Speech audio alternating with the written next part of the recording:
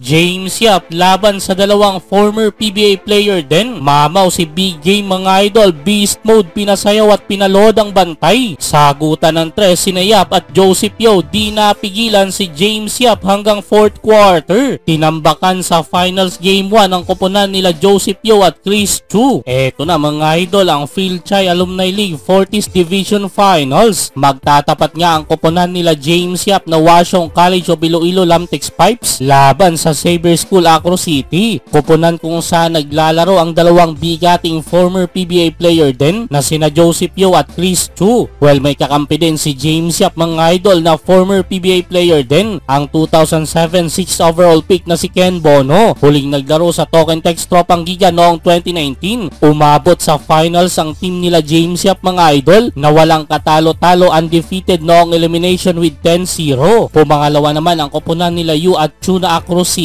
Opening quarter mga idol, unang nakapuntos ang Acro City. Mula yan sa layup ni Chris Chu, 5-0 start para sa mga nakasul. Alat umpisa ni James Yap mga idol, sala unang tatlong attempt. Under 7 minutes na nakabutas ang Lamtex Pipes, stress yan mula kay Ken Bono. Kontrolado ng Acro City ang laban, nagparamdam agad si Chris Chu ng kanyang outside shooting na nakapondo na ng 7 puntos mga idol. Nakapukol din dyan ang isang tres si Joseph Yeo. Late minutes nakuha na ni James Yap ang rhythm sa opensa. Biglang beast mode ang 2-time PBA MVP mga idol sa kanyang 7 straight points sa pagtatapos ng unang quarter para idikit ang laban 18-16. All tap, napunta kay Chris Chu, is open, hit against James Yap. Chris Chu firing. Joseph Yeo right now fires the 3. Lamang ang Xavier Acro City Sus. Eduardo Aliado. James Yap with a throw. Once again with a basketball. He fires from the corner. Di pa natapos si James Yap, tres na naman pinakawalan sa pagbubukas ng second quarter. Kumounter naman ng 5 straight points ang kabilang team na lahat ng galing kay Joseph Yeo. Nagkasagutan ng tres si Yap at Yeo dito sa pangalawang quarter mga idol. Nauwi sa tabla ang laban sa first half, 32-all. Sa Xavier.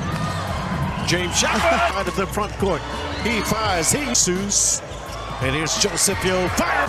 Going to James Yap, another 3. And Joseph Yeo fires another 3. Third quarter takeover si Ken Bono para sa Lamtex Pipes. Lob at labas di mapigilan, kaya naman biglang lobo tuloy sa double digit kanilang lamang, 51-40. 4:30. Salangan na din lamang ng St. Stephen. Escape point for St. Stephen. And here, specialty for Mike. Ken Bono, another 3. Fourth quarter na magapalalo sa mahigit 20 ang lamang ng Lamtex Pipes. Patuloy ang scoring ni James Yap mga idol, halos di pinapuntos ang kalaban. Battle for the loose ball, James Yap. James Yap in the wind.